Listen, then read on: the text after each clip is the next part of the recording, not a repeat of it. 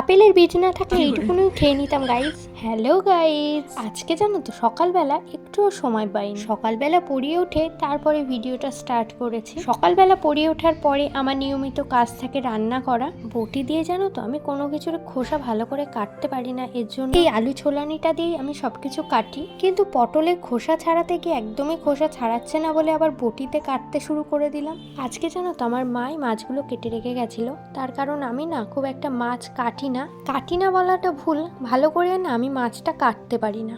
মাছ কেটে দেওয়া থাকলে সেটা ধুতে পারি, কিন্তু আমি না ঠিক একটা মাছটা কাটতে পারি। আর মাছ কাটলে সেই মাছটা না আমার আর খেতে ইচ্ছা করে না, কেন জানি না, এটা আমার সাথে হয়। ভেবেছি ছোট যে খয়রা মাছটা সেটা সবকিছু সবজি দিয়ে করব। আলু আর পটল তো ঘরেই ছিল, আর এই যে ডাটাগুলো দেখতে পাচ্ছ না, এই ডাটাগুলো না আমাদের বাড়িতে হয়েছিল এমনি এমনি, কোনো গাছ রেখে তো শান্তি নেই, গরু তো এসে সবকিছু খেয়ে নেয়। এর জন্য ভাবলাম আজকে যখন মাছের তরকারি করছি এর জন্য ডাটাগুলো এনে দিয়ে দিই।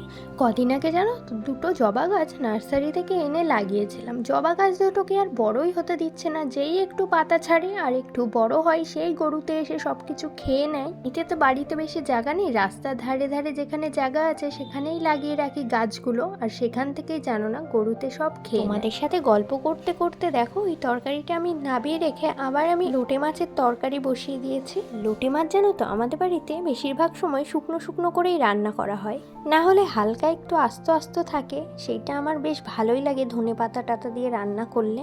কালকে না তো রুই মাছের একটু তরকারি বেঁচে গেছিলো, সেটা দিয়েই এখন আমি ভাত খেয়ে নিই। ভাত খাওয়ার কিছুক্ষণ পরে আমি একটু আপেল খেয়ে নিয়েছিলাম, আর আপেলের যদি বীজটা না থাকতো না তাহলে এইটুকুনি মনে হয় আমি খেয়ে নিতাম গাইস। এখন আপেলটাকেও বাই বলে দিই, তোমাদেরও বাই বলে দিই।